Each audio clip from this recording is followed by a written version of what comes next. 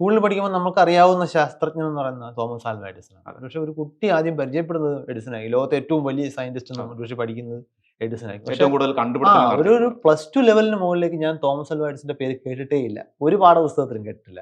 കാരണം എഡിസൺ ഒരു ഇൻവെന്റർ മാത്രമായിരുന്നു. മറ്റൊരു രീതിയിൽ ഒരു ബിസിനസ്മാൻ കൂടി ആയിരുന്നു നമുക്ക് പിന്നെ മനസ്സിലായി. പിന്നെ കേൾക്കുന്ന പേരുകൾ പലരും മറ്റെങ്ങും നമ്മൾ കേട്ടിട്ടില്ലാത്ത പല പേരുകൾ. ജെയിംസ് ക്ലാർക്ക് മാക്സ്വെൽ, ഈ പേരുകളൊന്നും താഴത്തെ ക്ലാസ്സുകളിൽ നമ്മൾ അധികം കേൾക്കില്ല. പക്ഷെ ഇവരൊക്കെയാണ് മനുഷ്യന് ലോകത്തെക്കുറിച്ച് അറിയാവുന്ന അറിവുകളുടെ ആ ഒരു ചരിത്രം നോക്കിയാൽ വലിയ നിർണായകമായിട്ടുള്ള സംഭാവന കൊടുത്തു. അപ്പോൾ എപ്പോഴും നമ്മൾ ഈ ഒരു ഡിവൈഡ് ആളുകൾക്കിടയിൽ ഉണ്ടായിട്ടുണ്ട്. കാരണം സ്വാഭാവികമാണ്. കാരണം പ്രോഡക്റ്റ് ആണല്ലോ നമുക്ക് തൊടാൻ പറ്റുന്നത്.